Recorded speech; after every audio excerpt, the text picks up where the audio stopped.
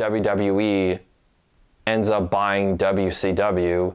They had their last Nitro show on March 26, 2001. And kind of like what I said in my ECW episode, that was the end of WCW as its own standalone promotion.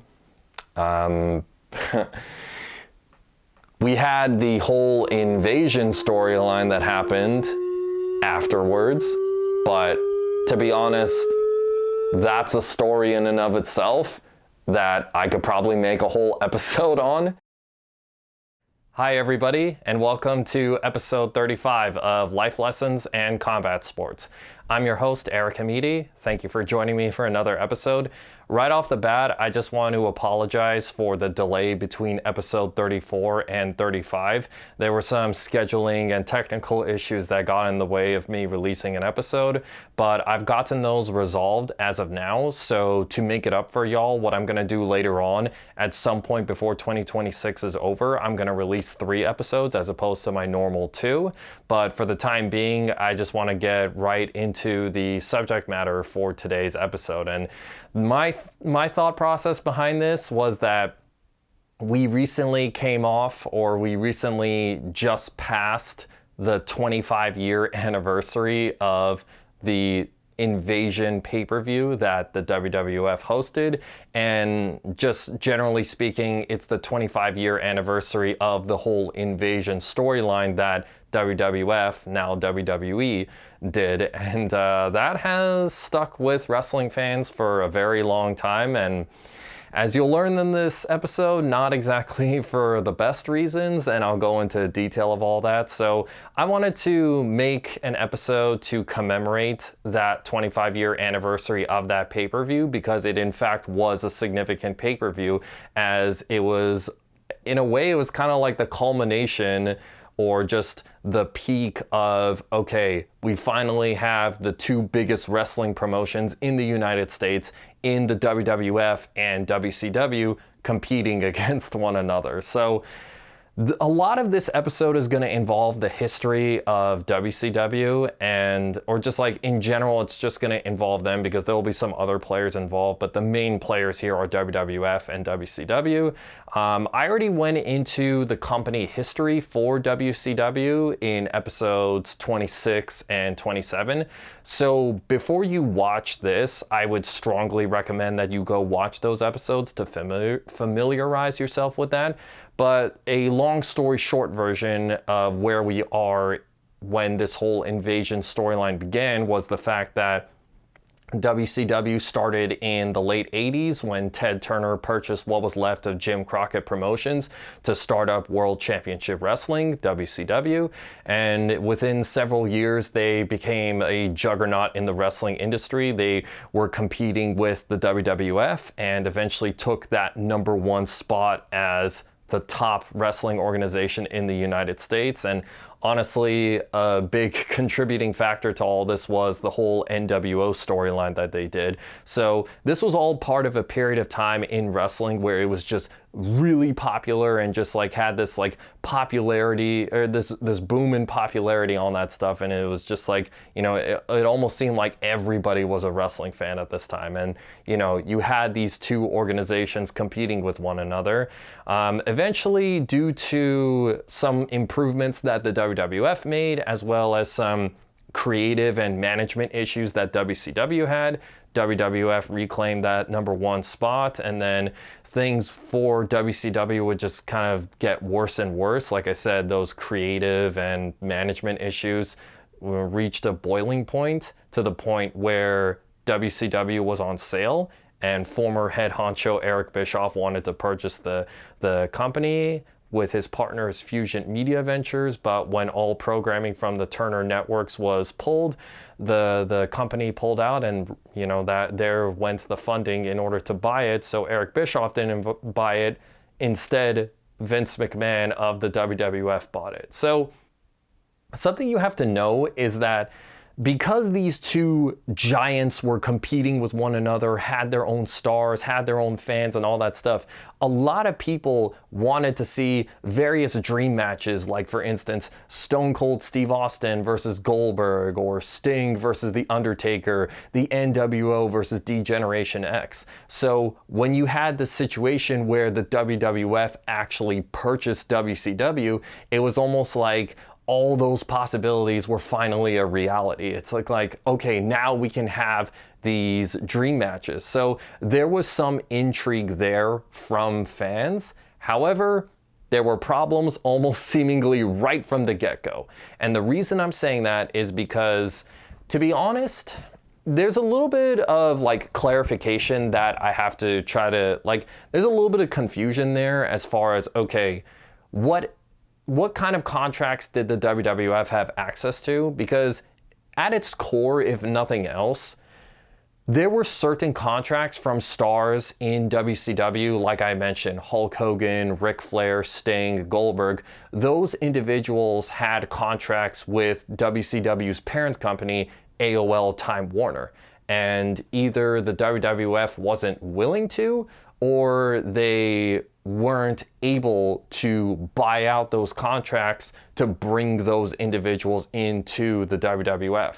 And the only reason I'm putting these disclaimers out is because I'm not entirely sure if it was like a thing where some wrestlers in WCW had contracts with the WCW organization itself, and then some had contracts with AOL Time Warner, and the ones that did have contracts with Time Warner, that's why, you know, they couldn't be bought out. I mean, I'm not sure exactly why that is, but the bottom line and what's for certain is that there were some contracts that weren't bought out. So that's why the, you know, biggest stars of WCW weren't brought in this invasion. So instead of having Hulk Hogan, you know, Goldberg, Ric Flair, all those guys, you had mid to lower card guys as part of the WCW roster. I mean, for the WCW team, other than Booker T and Diamond Dallas Page, there were no other megastars on that team. And it just, like, almost seemingly right from the get-go, that was a thing that would hinder the entire invasion storyline. But, you know, the WWF, they tried to make it work in the sense that originally what the plan was going to be was that they were going to operate WCW as a separate entity under the overall WWF umbrella. So WWF would have Raw and SmackDown, they'd have their touring team, their creative team, their wrestlers, all that stuff, and WCW would have their own. So from my research, what I've gathered is that they were going to have their own shows, and then eventually, or like every now and then, they would have these Super Bowl-esque cards where they would face off with one another. Like the Eastern Conference champions versus the Western Conference champions competing for the NBA Finals. There was some talks for the WWF to try to get a deal with a television network to air WCW programming. However, there were problems that they encountered even with that, because no network was interested in WCW or in carrying a WCW show, because, you know, the product was not very good towards the end, and it was just very poor quality. So given that, no network was really interested in picking up a WCW show, or they weren't, you know, willing to or able to. I mean, like, it just makes sense. If the show is not very good and it's not having high ratings, who's going to pick it up? So that was a hurdle that they encountered right from the get-go.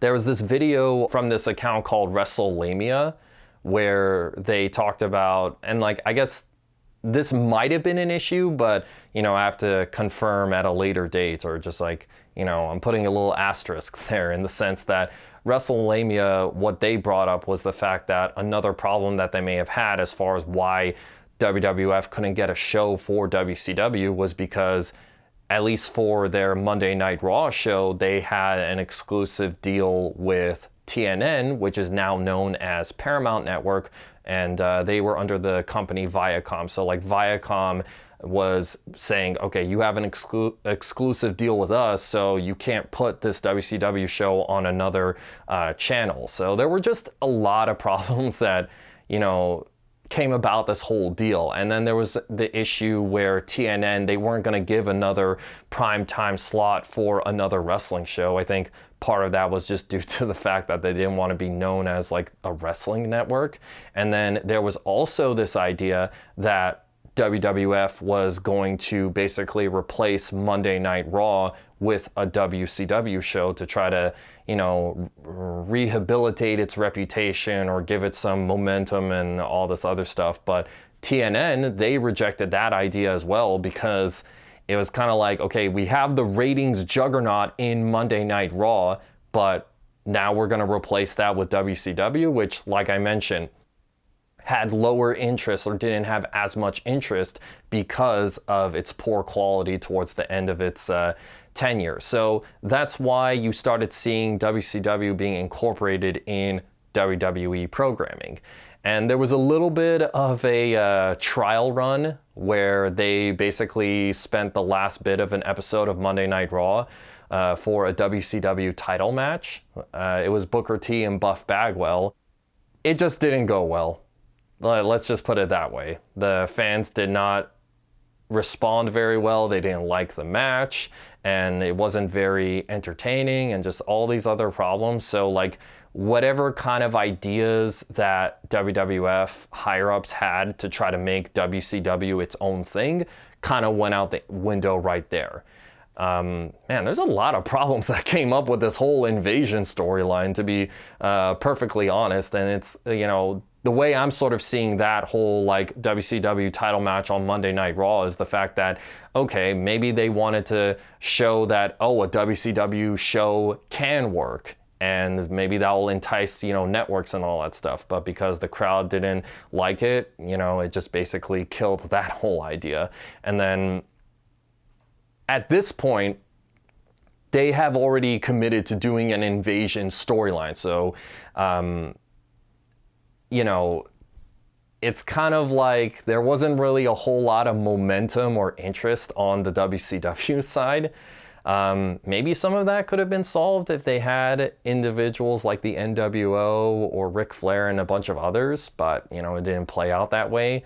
And, you know, something that I want to mention real quick is that there was an interesting tidbit there was an interesting piece of audio I heard from this YouTuber called Wrestling Bios, where he talked about the whole invasion storyline. And he added this thing that Paul Heyman said, where he was basically like, the reason why you didn't have these big stars from WCW is because all of them were basically getting paid to sit at home. They had guaranteed money to sit at home. So it's kind of like, you weren't going to get them. So then all you had was basically a watered down bad episode of WCW Thunder against the entire WWF roster. And just in case anyone's not familiar, WCW Thunder was the B show to the A show, WCW Monday Nitro. It was kind of like how SmackDown is the B show to the A show Monday Night Raw. So, and then, like, honestly, I don't think we can really blame them, because, I mean, like, let's be honest, if we're all getting paid huge sums of money just to, like, sit at home and all that stuff, I mean, who wouldn't take up that opportunity? I mean, so you can't really blame them for doing that. And just, like, with all these problems mounting, that's when a different idea, or like this is when this little element was added to the whole storyline, where basically wrestlers from ECW, Extreme Championship Wrestling, if you want all the info on the company history for them, I would check out episode 22. Basically, you had ECW enter the fold as part of this whole invasion storyline. Now, there was a lot of excitement for ECW being involved, and to be honest, all that stuff lasted about an hour, because instead of having ECW as a third member of this war, what you ended up getting was ECW and WCW joining forces against WWF. And that kind of killed a lot of intrigue because I think it would have made more sense to have, a three-way battle as opposed to a two-on-one situation where the protagonist in the story is going to be the WWF and then the antagonists are going to be WCW and ECW. And I should probably say this, that a way that the whole invasion storyline was watered down even more so from the get-go was the fact that Shane McMahon, who was Vince's son, was the owner of WCW. Because like in storyline they did this thing where, oh, Shane McMahon is the one who signed the contract, which that's not how business transfers go or what have you. But basically they had Shane McMahon sign the contract and he owned WCW, and like that's why he was like the leader of that group.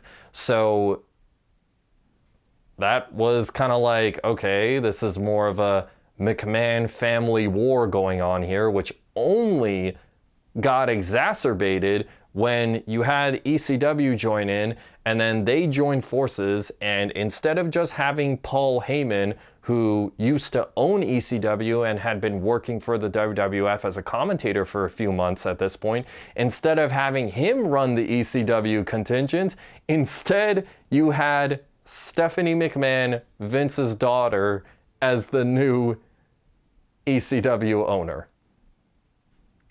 Fantastic. And I'm saying all this stuff because I know there are certain individuals who will watch this who will get a kick out of that. But that was the dynamic that we had there. And it's kind of like Stephanie running ECW, Stephanie as Vince's daughter running ECW was the antithesis of what ECW was. So this was the situation that we were dealing with going into Invasion. This pay-per-view was held on July 22nd, 2001, and it was supposed to be this big inaugural battle between the two sides. And, there was a lot of, I probably already alluded to this at the beginning of the episode, but there was a lot of interest in it because here's a fun fact about Invasion.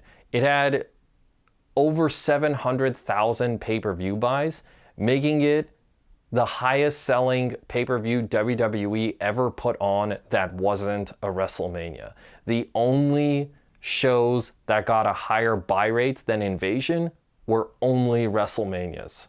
So that gives you an idea of just how big and momentous this show was and how much intrigue it had from the fans. But they had all these problems going into it, and the biggest thing from that was the fact that Stone Cold Steve Austin, who was the WWF's top star, betrayed Team WWF and joined what would now be known as the Alliance. The reason why it was called the Alliance was because WWF at the time didn't have the ability to use the ECW trademark or logo at the time.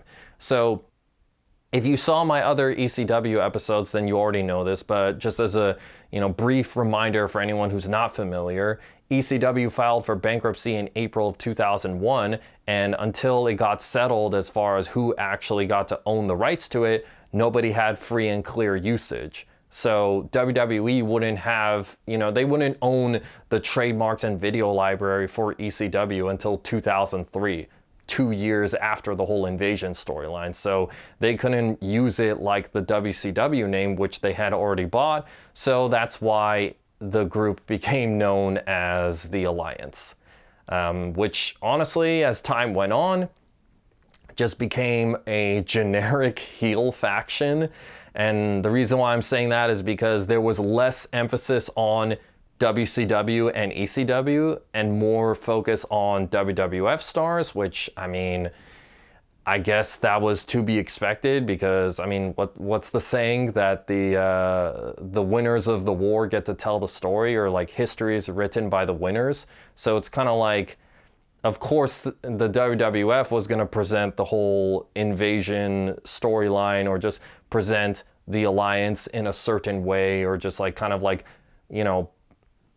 they were, at its core, what I'm getting at is that they were going to present them in a certain way, and they were going to treat them in a certain way or tell their story in a particular way. So that's why we got what we got with the Alliance after the invasion storyline and pretty much the rest of the time was that it was about Steve Austin, and the alliance members were not a threat whatsoever to the WWF. It's like anytime they would win matches and would win titles, it was through cheating, and then there wasn't even focus on guys who were part of WCW or ECW, like DDP or Tommy Dreamer, who was like one of ECW's biggest stars, and just so many other names. It's just like it was a huge letdown because overall it just became an internal WWF and McMahon family war going on. So that really killed whatever kind of like intrigue that fans had. And the other weird thing about it is that, okay, you have the WWF's top star becoming the leader of the alliance, and all he does is berate, bully, or physically assault his teammates. So it's like, okay, you're making them look even worse and less of a threat than you already have. So it just like was poorly handled, and honestly, the whole invasion storyline, only lasted for about 5 months, because in November of 2001, they had the big blow off where the losing team would have to disband. So it was like Team WWF versus Team Alliance, big tag match, Team WWF wins, and then the Alliance is defeated, and that's the end of the invasion storyline. And pretty much people were disappointed by that. Now, here's a realization that I had about the whole invasion storyline, was the fact that, okay, you're already dealing with the problem of not having the biggest stars of WCW. I mean, quite honestly, if you had individuals like the NWO or Eric Bischoff running it, Ric Flair, which, by the way, Ric Flair made his debut for WWF the night after this invasion storyline ended, which is like, what? You're dealing with that kind of a limitation. How you execute this invasion storyline has to be flawless or nearly flawless, because it's like, okay, you're already dealing with a difficult enough situation as it is. Don't make it harder by presenting the invading forces as incompetent and weak. But that is exactly what ended up happening. And to be honest, there's a part of me that can't help but wonder, okay, if they had individuals like Ric Flair and Sting, would that have been more of a motivation to present the WCW and ECW side as a serious threat? I mean, I would like to think it would, and it wouldn't need so many guys from WWF jumping over to the Alliance side, but, obviously it played out the way it did, and it's also obviously too late to do anything about it now. In doing my research for this episode, one word kept coming up as far as the different YouTube videos I would see talking about this whole invasion storyline, or hell, even this book on ECW that I read. One word kept coming up: ego. Because the thing that you had a problem with was like, okay, WWF won the war, so, history was going to be told by them, and also whether it was wrestlers or the creative team for the WWF, they did not want to present their own wrestlers as weaker than WCW or ECW. Basically, they didn't want anyone to think that their guys were inferior to another promotion's wrestlers. So that's why there weren't a whole lot of victories for the Alliance side. And that was a big hindrance to the whole invasion, because it's like, if you have, think of it this way. What kind of a movie or story is more interesting to you? The one where the two sides are trading wins and losses, and then it reaches the third act with the final battle between these two teams, or one where the protagonist easily defeats the antagonist in the first 15 minutes of the movie? Which is more interesting? So here's the thing that honestly you can take from the Invasion storyline and implement it into your own life is very simple. Don't let ego get in the way of making the best decisions for yourself. If we look at this Invasion storyline, if people in WWF were willing to actually make the Invasion storyline, like if they were willing to make WCW and then what later became ECW, although to be honest, like more of the focus is on WCW, or just like, those were the two giants and, that was the battle that everybody wanted to see, or that was like, okay, the two companies were on equal footing, so that's what we wanted to see. It's like, if they were willing to present the Alliance side as a threat and have them win significant matches more often than not and have it be more of a tug of war, then it would have gotten people to continue watching the show. It would have got them to pay tickets to go see the show, and it could have carried out for a much longer period of time. But they didn't do that. And that whole problem of letting your ego dictate your action, I think that's an important thing to be aware of, to not make that mistake in your own life. Because to be perfectly honest, like, I'm sure we've all had situations where our egos have kind of gotten in the way of our judgment. I think that's another way that I would put this lesson for this episode, is don't let ego cloud your judgment. Because, I'm sure we've all made that mistake, but I think it's important to be conscious enough to not make that error again, or to just, learn from that so that we can make better decisions for ourselves. I mean, for me personally, I guess like the way it's kind of played out is that there were times where maybe I didn't get like the help that I needed, or I didn't like ask for the help that I needed. And, some of that kind of stems from the fact that, I guess sometimes I sort of thought to myself, I should be good enough to handle this on my own, or solve this problem on my own, or like, I should be, better than this to, solve this problem, or I should be smart enough, whatever it may be. It prevented me from finding the solutions that I needed sooner than when I actually did. So I think, like, honestly, that's one way that I reflect on it for myself. But for anyone who's watching this, as an example, I guess it could play out in the way that, maybe you kind of get into like an argument with, a family member or a friend, or, a romantic partner, whatever it may be. And it's like, because of your ego, you're hesitant or unwilling to like accept fault where it's warranted. And then because you're unwilling to do that, that's what leads into the deterioration of that friendship, or, you not speaking to somebody, or, whatever it may be.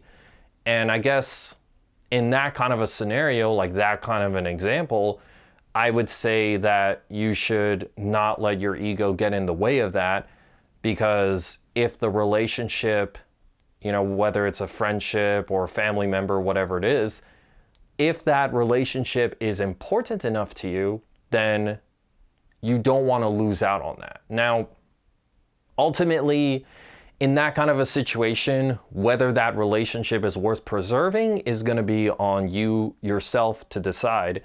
But I'm just trying to bring up an example to try to illustrate this point for y'all. I think, like, honestly, another way that ego can get in the way of, like, if you let ego get in the way of, like, your best judgment, then it delays you finding a solution. Because, I mean, honestly, and this was something that I just thought about speaking with you, is that maybe if you do that, they can come up with some ideas or solutions that you hadn't thought about. And because you didn't let your ego get in the way of you asking for that help, you were able to come to that solution sooner. You know, and I guess like for me, myself, maybe I could do a better job of implementing that in my own life. So, you know, maybe this episode's a little bit of like a self-reflection for myself. But, you know, those are some of the those are some of the realizations that I have been coming to. And just like there's a part of me that enjoys talking about this stuff, or kind of like, you know, breaking it down this way, because I mean, I don't know, it's kind of interesting taking something like an invasion storyline in a wrestling show and trying to create a life lesson to implement in your own life. I mean, in a way, I kind of view that as a, you know, a creative, I guess here's what I'm saying. I view that as creatively fun, but also creatively challenging. And I think like that's the kind of kick that I get from it. I guess what I'll say is the thing that you want to prevent is basically your ego preventing you from making the best decisions for yourself in your own life within the given context of whatever it is that you may be dealing with. I think that's just, you know, the key thing here is like just do what's best for you. And if some of it involves you, you know, setting aside your ego, then I would highly recommend that you do that, because then that way you'll have a better life. And within the context of the WWF, they would have been able to have a better they would have been able to have a better invasion storyline. So that's really all I have for you at this particular time. I mean, honestly, with the whole invasion storyline, I'm sure there are some things that I've missed, but to be honest, I don't see this as being the only episode that I do on the whole invasion storyline. So anything that I didn't get a chance to talk about, I'll talk about at a later time. But I'm sure y'all, especially if you're a wrestling fan, y'all have thoughts about the invasion storyline. And if you watched it in real time, I'm curious how you felt about that, how you felt about it then, and then how you feel about it now. I'd love to read that in the comments section below, so be sure to leave that down there and just let me know what you thought about the invasion storyline overall. Let me know what you think about this episode or the things that I said. Be sure to like, share, subscribe to my videos, and be sure to follow me on my social media accounts. I'm L Combat Sports on Twitter, and then I'm Life and Combat Sports on Instagram. Thanks again, everybody. I'll catch you on the next one. See ya.